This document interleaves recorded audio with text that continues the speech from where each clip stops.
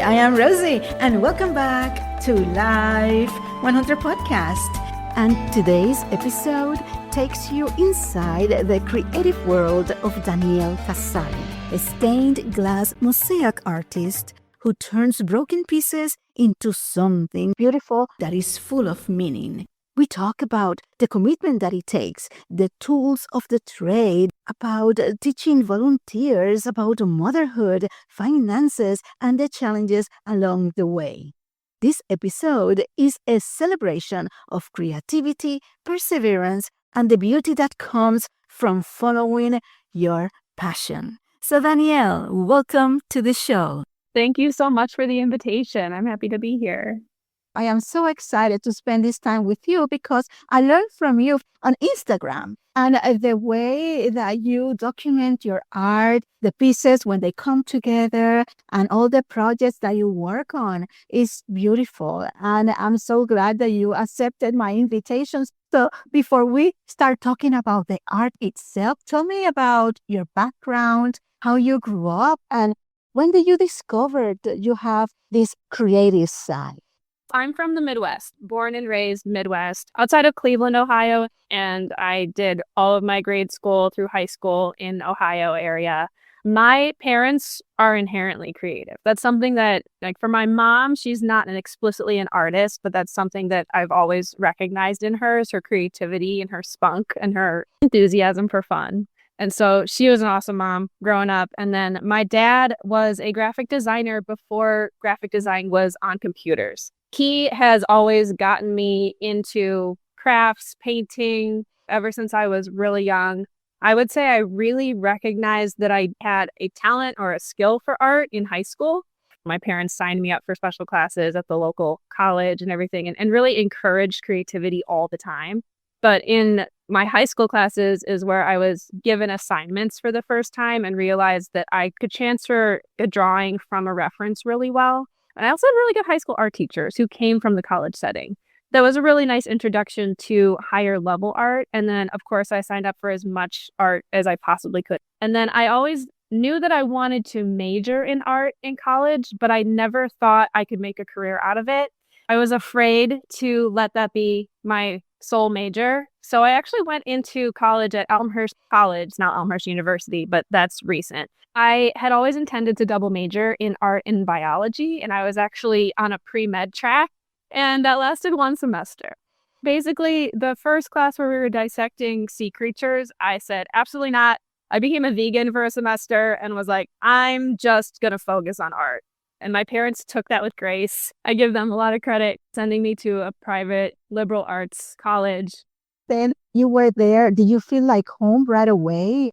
Yes, I chose my college because it felt homey. The setting was very similar to the community that I grew up in. And so I think I just felt very comfortable there. I looked at maybe 100 colleges all the way down the East Coast, like visiting colleges in person. I am very grateful for my liberal arts education. I have taught at my alma mater. I have taught at community colleges. I've taught at state schools.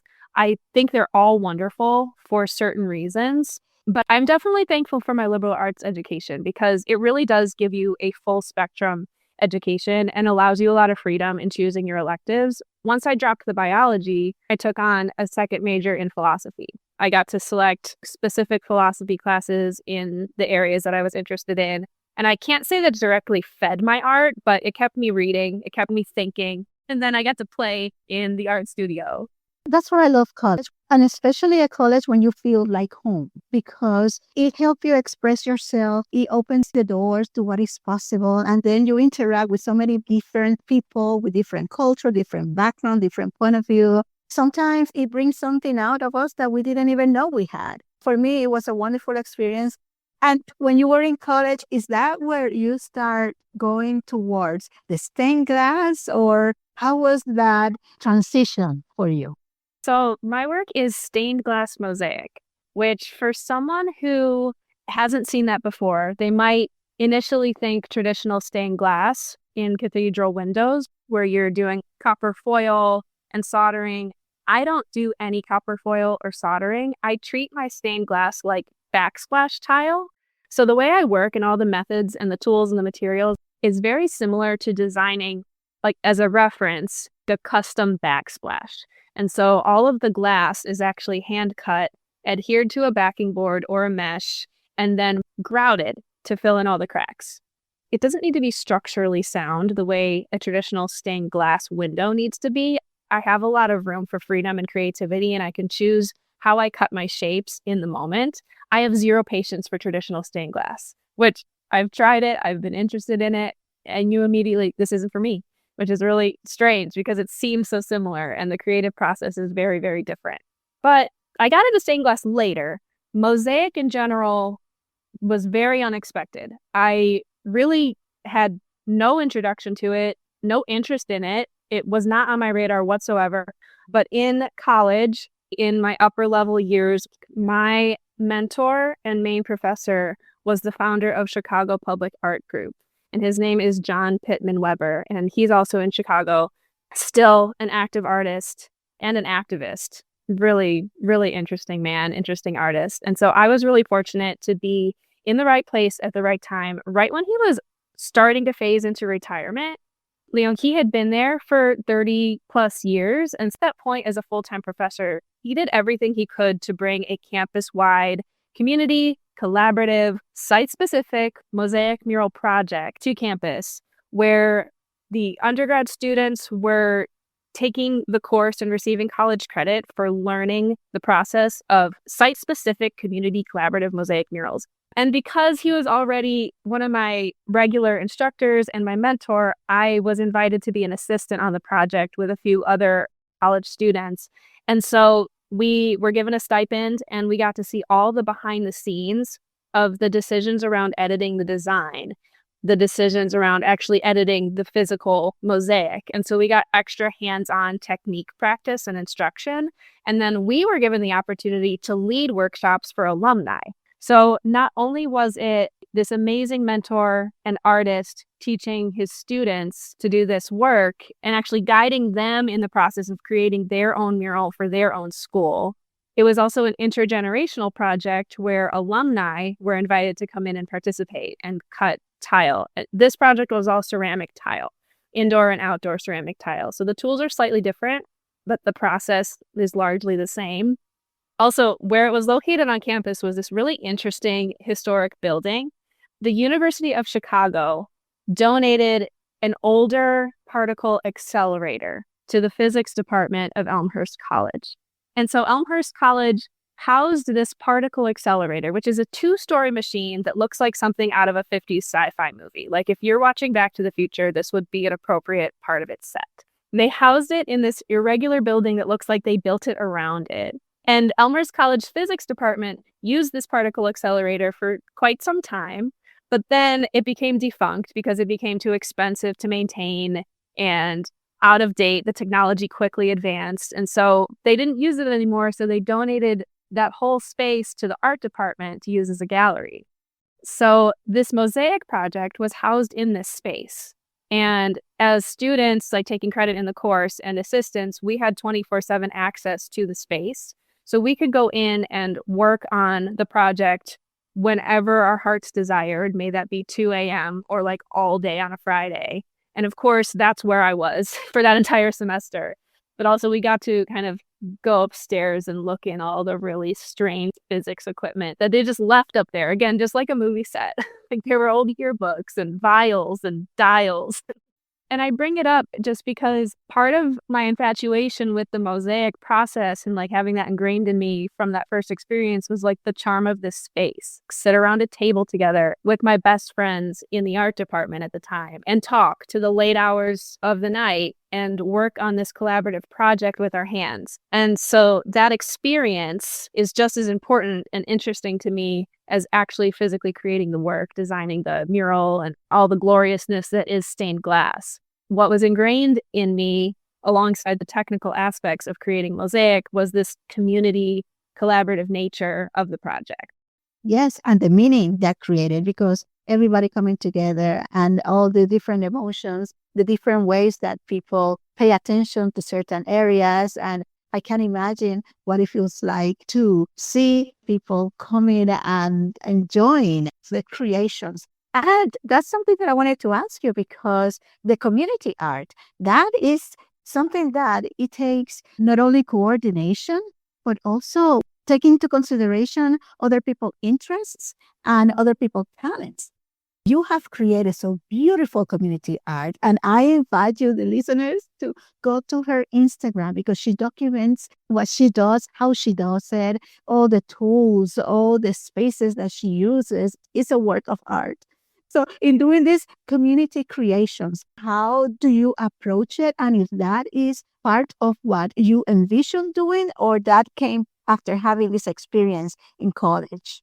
I think I was just following in the footsteps of my mentor and like the tradition of Chicago Public Art Group, because if you go on their website too, which hopefully we can link them, like their tradition of community site specific collaboration. And so I was really drawn to that way of designing and creating and putting that artwork out into the world because as artists and individuals, there's this myth of artist genius where the artist has to be in control, a genius, just naturally talented in their craft. And I also have a graduate degree. So when you go through a graduate program, like it's hammered into you, your content, your materials, everything needs an answer. Everything needs meaning and it needs to be really deep and it really needs to be very informed and hyper aware, aware of your contemporary context, like all of this. It's a lot of pressure. What I learned and what I continued doing for the past 10 years is going to my client, which is normally like a school community, a government body, like a city or an organization that wants community interaction and community involvement. And so I'll go into the community before we even start the design phase and hold brainstorming meetings where I'm having people just write lists most of the time. Like I invite people to draw and sketch, but I understand that that's intimidating because we don't want to exclude anyone in this process. Like we want this to be accessible. And I go into these community meetings and invite people to make these lists and then chat with each other, again, around tables, meeting people for the first time within their community. And then inevitably common themes will pop out. And we don't want the most obvious thing. Like, I'm not going to go to a community or an organization and paint their logo on the wall. I'm trying to pull out meaning, community identity, and context. One thing that I love is the work that you did in the library. Also, I love the work that you did in the community space during COVID. You mentioned that collaborating in a very different way, and eventually everything came together. Then you have other work that has a component of painting, and not everything is stained glass. There is another work that you have that has to do with shapes on that bird you created that you mentioned is one of the most challenging ones. And I wanted to ask you about that because most of the surfaces I noticed are flat, but for that bird, there is a lot of shape and movement into it. What made it so challenging and how you went through the process of making it happen? My graduate work was actually in sculpture. I enjoyed creating things in the third dimension. And so that's what I focused on in my graduate studies. And the bird you're referring to was a private commission that was a blue heron for one of my neighbors, who is a wonderful person and a big supporter of my work.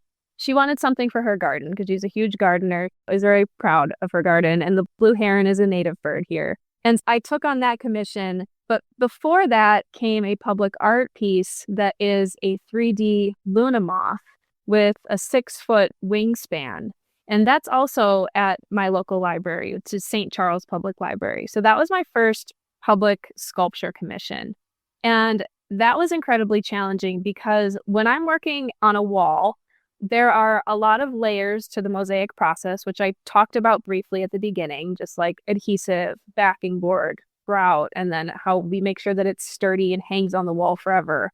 When you do that on a sculpture that's going to be outdoors in Chicagoland weather, where we get deep breeze cycles, like we've been having polar vortexes where we hit negative 20 degrees in recent years, it has to stand up to extreme temperature changes. So that's a challenge on the wall. When you put that on a 3-dimensional sculpture, and especially the grandiose scale that I chose to do, that needs to be extra sturdy from the inside. So we have a steel armature, which I am welding myself. And then on top of the steel armature, which is like a skeleton, you can think of it as a skeleton, like a structure out of steel rod.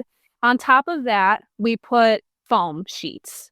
So like the Pink Panther insulation foam you see in the big box stores, I buy those 4 foot by 8 foot sheets and I laminate them, I glue them together, and then I carve the form out. So I had to glue those sheets around the armature in several different layers to get it the thickness that I wanted, and then hand carve that form out of the foam. So that creates the basis for the mosaic work. So on top of that foam comes a really awesome product that's new in the industry called Pal Taya. And it's actually a cementous clay. And that's the product that allowed me to do a mosaic sculpture outdoors in our Chicagoland weather. Before that, there was way more risk involved and a much more likelihood of water getting underneath the tile and then cracking everything once it freezes. The Pal Taya is extremely waterproof and watertight. So when I put that over the foam sculpture, it's actually protecting everything inside of it. But then there's an extra concern there because if I'm not careful, if I do miss a spot and water does get in there to the steel, it's not stainless steel. That's going to rust over years. And when steel rusts, it expands. So then there's the possibility of that expanding and then cracking the sculpture from the inside out. So there's just a ton of consideration when you're building sculptural work that's going to host mosaic in the weather that I'm in. There are mosaic artists in the South who don't necessarily need to take all of those precautions. And the process, I think, is similar. Like they're still working with foam. They can use the Pal Taya, but they also have the option to use just thin set rather than something that needs to be like completely watertight. Like Nikki de Saint Phal, and I may not be saying her name completely correctly because it's French. She has a lot of gorgeous work in San Diego. In Balboa Park, there's one of my favorite sculptures. It's called Nikki Gator, and it's this huge alligator that kids can climb on, and the entire thing is covered in mosaic tile. So she was a large inspiration for me to get into public sculptural mosaic work. I can imagine when you want to do a project, not only the location, but all the tools, the materials, and the architecture, everything that you have learned from undergrad, graduate school, and also personal experience. Tell me, how do you make those decisions as far as the materials that you're going to use that you mentioned? What are the basic tools of the trade? What are the names and what are they used for? Sure. So I'll just focus on wall mosaic. Just to keep it simple. Again, I'm always considering my exterior weather. So I have to use either high fire ceramics. I cannot use terracotta. I can't use anything that's going to crumble after it freezes and thaws. And so I have to use porcelain, stone. I'd stay away from stone, but that is a material that can be used in an exterior mosaic.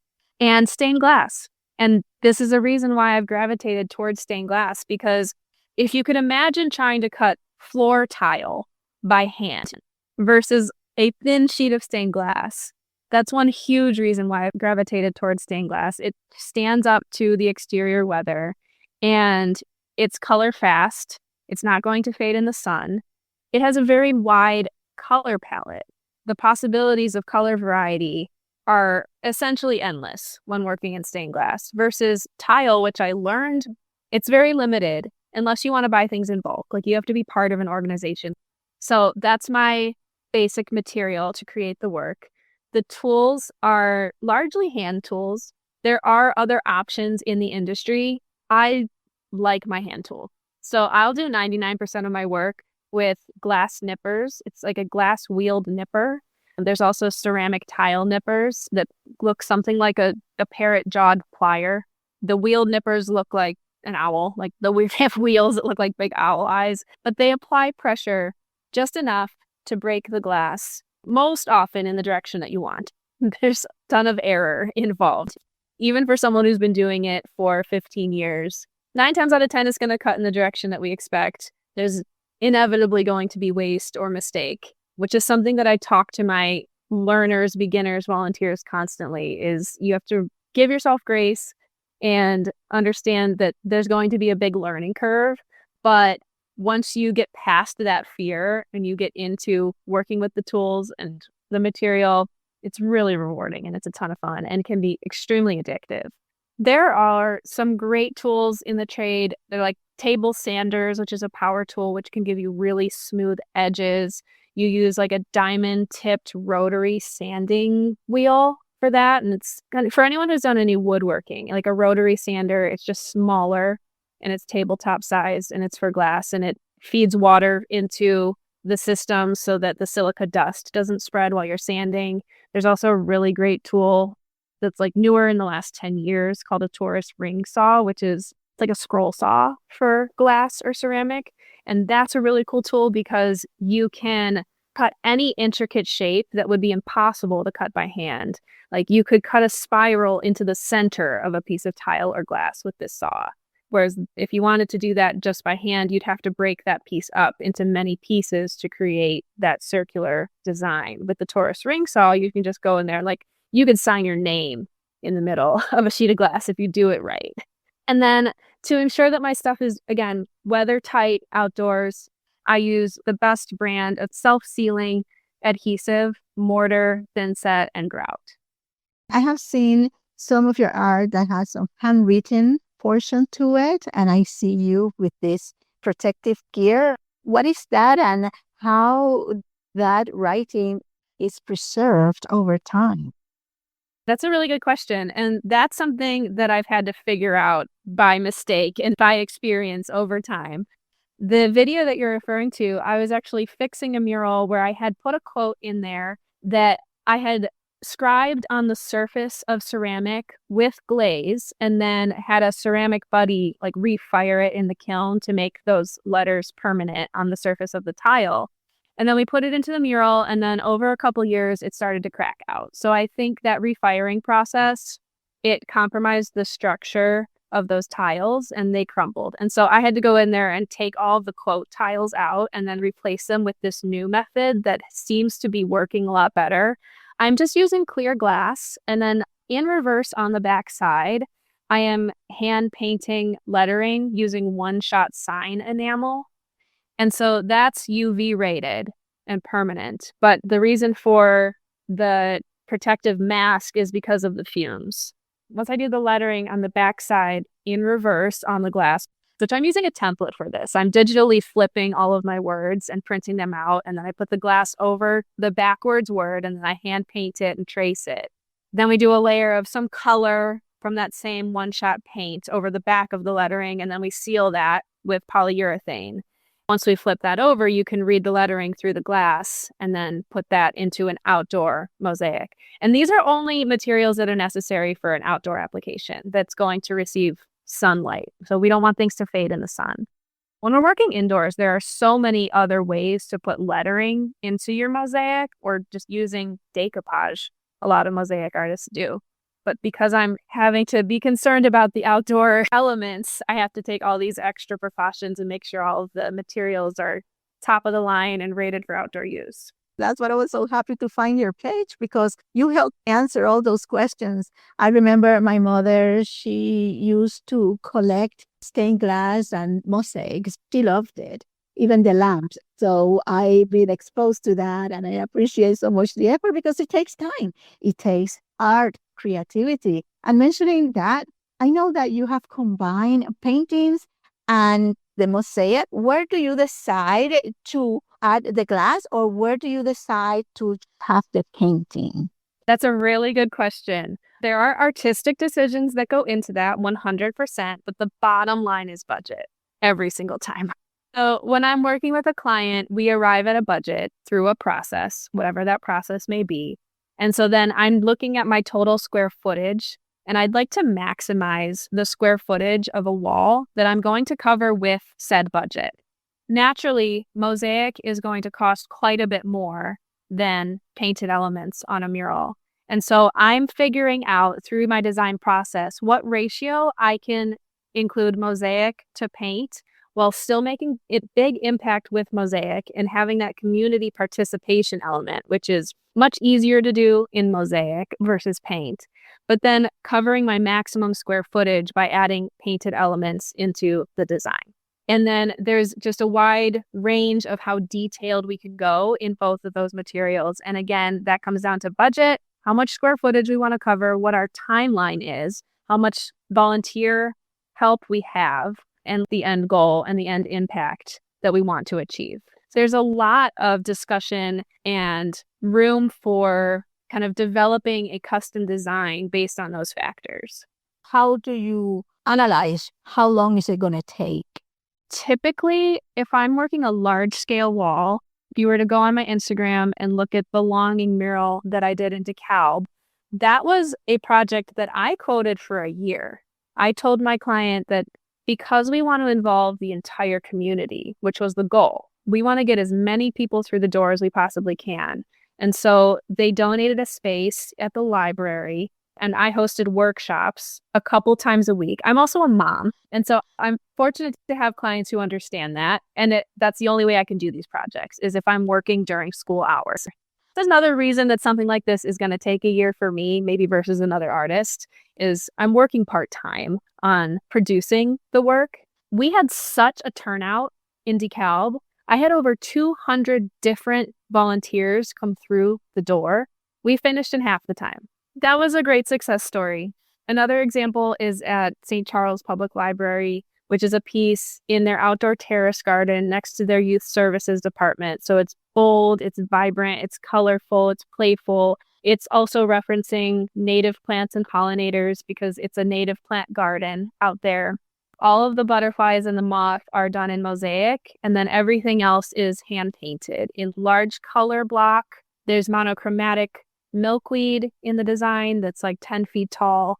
And then I had a co-artist, Sam DiCarlo from Chicago, did really gorgeous hand-painted, intricate native flowers and plants. And a couple, there's a bee in there that's stunning, and a dragonfly and some ladybugs. So that was a collaborative project between me and another artist. But I had, for the mosaic portion and for the color block, I had volunteers come in and participate and learn how to cut the glass. And they're doing everything from learning those hand tools that we talked about to laying the tile down and sort of creating their own puzzle pieces. It kind of looks like a color by number on a tabletop in large scale. And so when my volunteers come in, they know what color goes where.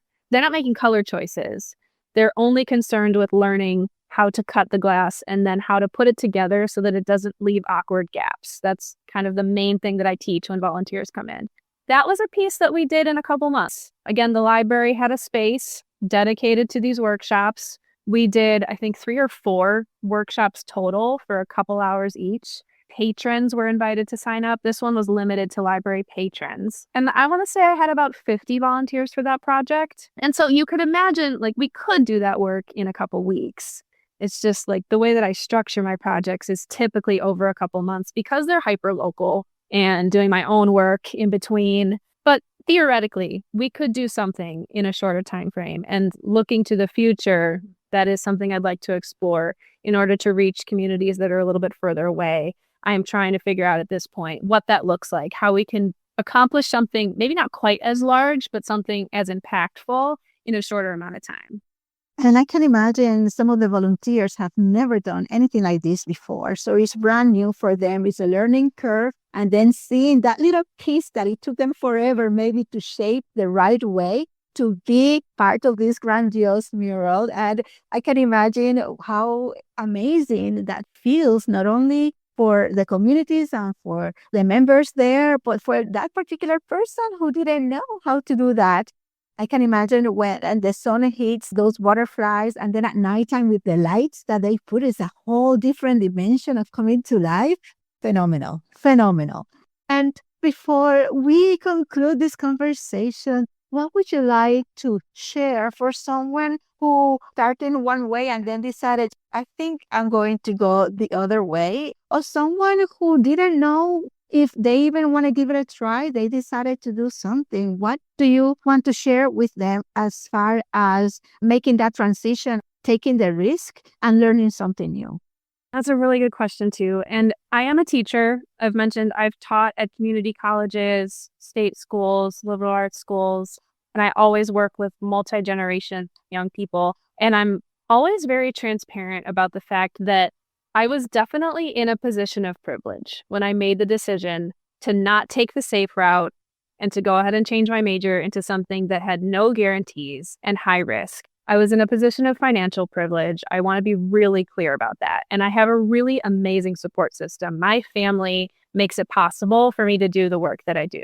Again, like my parents have always been supportive. My husband is very supportive. And so that is what allows me to do this work on this scale. And so it's definitely a consideration and it's tough. I would say if you're going to get an education and you want to lean into something creative, or you're going to be an independent contractor or work for yourself or be like a graphic designer, you have to know the cost of that education and that investment before diving into that. You do need to be financially literate and responsible about those choices. Again, I'm very lucky. I'm very grateful for the opportunity and for the support system that I have, but I recognize that that's not most people's reality. That distinction is important. And for those who wants to do it as a leisure, as something in addition to what they're already doing, what will be the best way to get started? YouTube. Just go on YouTube. We are in such a time where you have so many resources at your fingertips. And then this is an interesting mind flip that I read or heard somewhere on a podcast, and I don't remember who. I can't credit it to someone in specific. We think we don't have enough time, especially as parents, as mothers, like someone who has several part-time jobs or full-time jobs. We think our time is limited. Actually, all we have is time, and you are in control of how you use it. And so maybe that means waking up an hour earlier to explore something new and bring something creative into your life, because I believe that we are all inherently creative. Do I have talent? Yes. I recognize that I have talent. I do have special ability to translate something from my mind into my hands. I recognize that I have that special ability. But we all have it in some way, shape, or form. It may not look like visual art. Maybe it's music. Maybe it's baking. Maybe it's being creative about the way you structure your day. I mean, even using social media, I've been uncomfortable with social media. But then again, I had this other mind flip where I was like, I'm going to embrace it and I'm going to try this because I'd really love to be a full-time artist. Like, I want this to be my thing. It is my passion. I can't not do it. Once I started embracing content creation from a creative perspective, it became another creative outlet. And so you don't have to be a naturally talented visual artist to invite creativity and joy into your life. So make the time. What a beautiful way to conclude this episode. And to get in touch with you, what will be the best way to reach you? If you want to personally get in touch, my email address is Danielle@casalistudio.com. I also have an email newsletter. I release news that is local and for the larger online community. I do the socials. I'm on Facebook as Danielle Casali Studio, and I'm on Instagram as Danielle_Afton, which is my middle name, AFTON_Casali. And then on TikTok, I am at Danielle.Casali. And then my website, DanielleCasali.com. Beautiful. And we're going to add the links and the references that we covered during this episode in the show description. Find the information and other creatives with this particular art form. Well, thank you so much. And one day I will go to Chicago and I am going to be amazed by what I see when I get to see your art in person. Oh, and please call me for a cup of coffee when you do that. Sounds good. Sounds good. Thank you for sharing this message, for being part of this journey, of this community. Thank you for listening, and leave a comment and subscribe. Follow us because, like I always say, life is better when we live it at 100.